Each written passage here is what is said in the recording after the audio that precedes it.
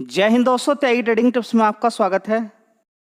दोस्तों, इस वीडियो के अंदर हम बात करने वाले हैं दो कंपनियों के बारे में। दो कंपनियों के बारे में बात होने वाली है। दोनों के बारे में आपको जानकारी होनी चाहिए। जानकारी का बिल्कुल भी ये मतलब नहीं कि कल ही आप इस शेयर को खरीदें। शेयर को खरीदने का एक तरीका होता है।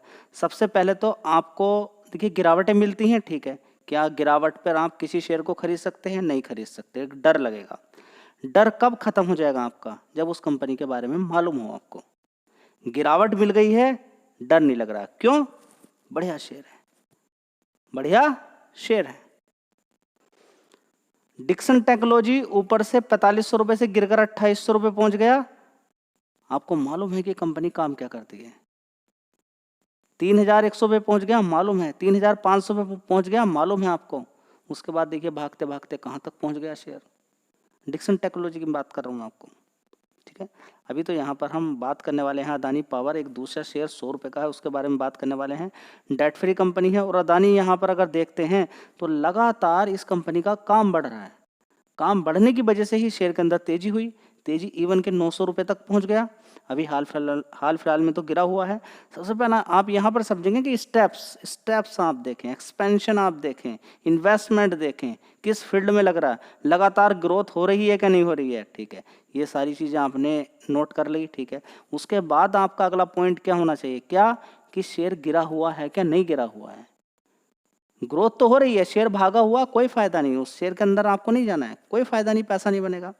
अब अदानी पावर की बात करें, नंबर्स ऑफ टाइम गिरावटें हुई हैं, बस उन्हीं का आपको इंतजार करना है। पहले कंपनी के बारे में स्टडी करें, पढ़ाई करें कि कंपनी पावर सेक्टर के अंदर कहाँ कहाँ क्या क्या चीज़ें कर रही है, क्या कर सकती है आने वाले टाइम में। अभी हाल फिलहाल किस किस कंपनी को प्रोजेक्ट दिए हैं उसके बारे में स्टडी करें। गूगल पे सब कुछ अवेलेबल है।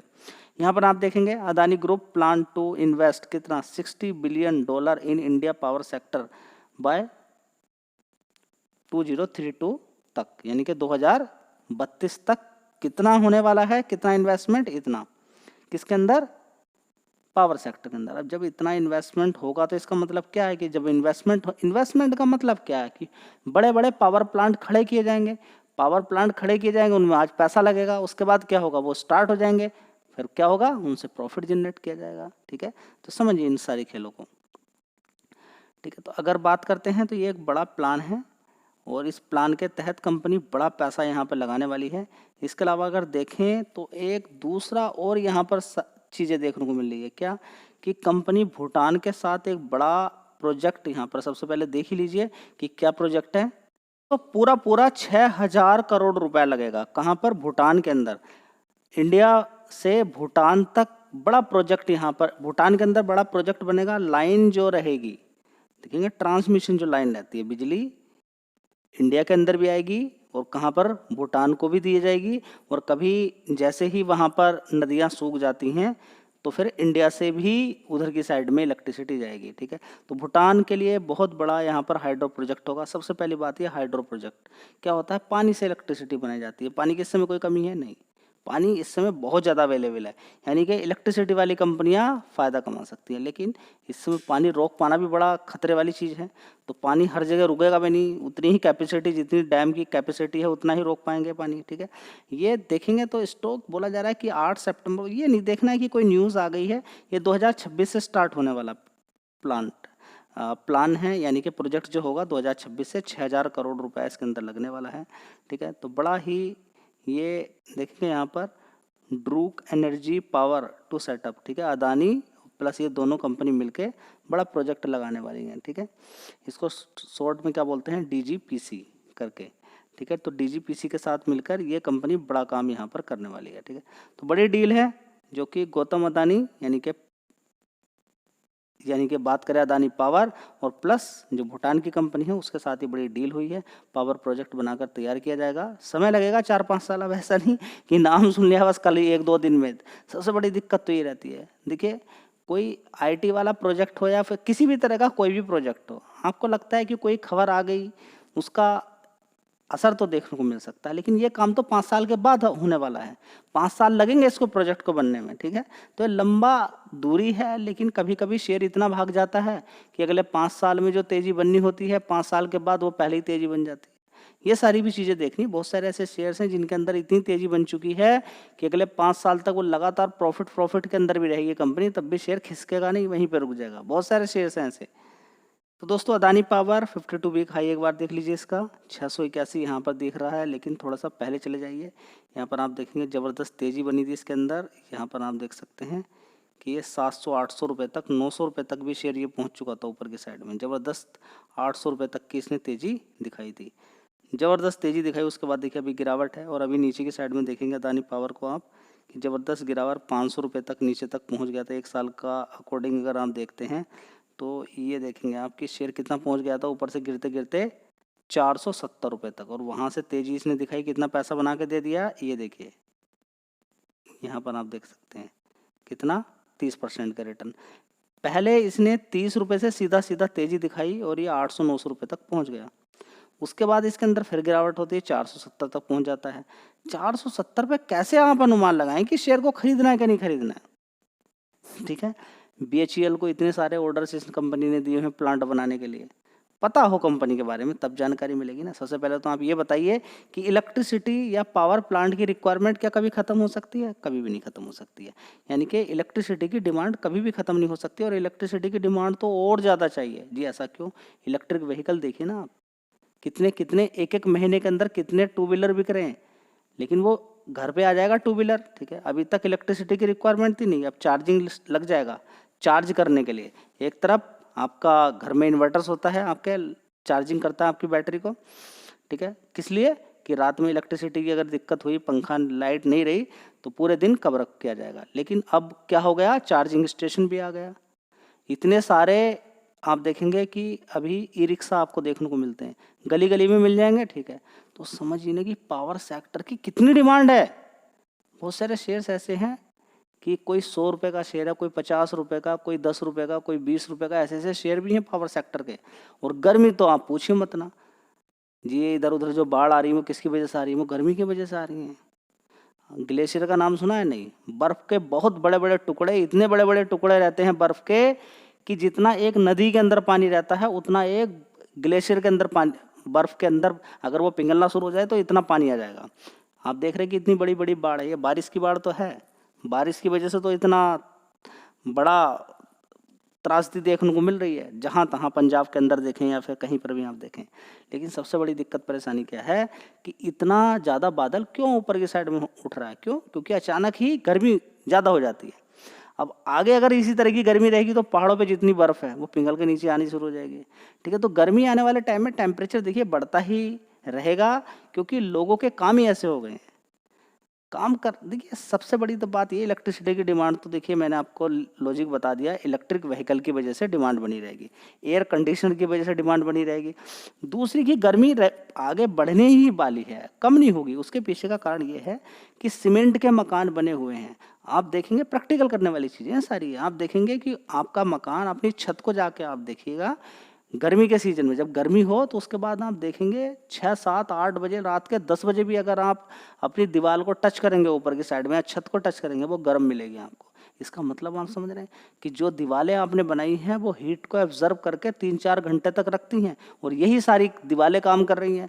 यानी कि जो सीमेंट के मकान बने हुए हैं ना, जो अलग अलग बड़ी बड़ी इतनी इतनी बड़ी बिल्डिंगें बना रही हैं, ये एक दिन पूरी दुनिया का खात्मा कर देंगे। और दूसरा आप देख रहे हैं कि 4-4, 5-5 साल हो गए, लड़ाई अभी बंद ही नहीं हो रही है, और पेड़ों का कटान तो रुकने का मतलब ही नहीं है। ठीक है, तो ये कुछ कारण हैं जिसकी वजह से हीट आगे आने वाले टाइम में और बढ़ सकती है, और इलेक्ट्रिसिटी की डिमांड हमेशा बनी रहेगी।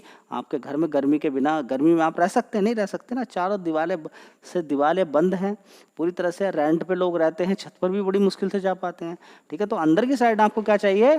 पंखा, फैन चलता रहना चाहिए, यानी कि इलेक्ट्रिसिटी की डिमांड हमेशा बनी रहेगी। तो अदानी पावर पे आप चाहो तो नज़र बना के रख सकते हो। तो यहाँ पर देख लेते हैं अदानी पावर की पिछले 5 क्वार्टर में किस तरह की परफॉर्मेंस रही है। सबसे पहले हम यहाँ पर देखेंगे रेवेन्यू कंपनी का। सेल्स एक साल पहले 14,900 करोड़ का था, उसके बाद 13,300 करोड़, उसके बाद 13,600 करोड़, उसके बाद देखेंगे 14,200 करोड़, उसके बाद 14,109 करोड़। ठीक है, देख लिया आपने। चलिए, ऑपरेटिंग प्रॉफिट यहाँ पर हम देखने की कोशिश करते हैं। 6,100 करोड़ का था, उसके बाद 5,200 करोड़, उसके बाद 5,000 करोड़, 4,800 करोड़, उसके बाद 5,600 करोड़। कितना? 5,600 करोड़।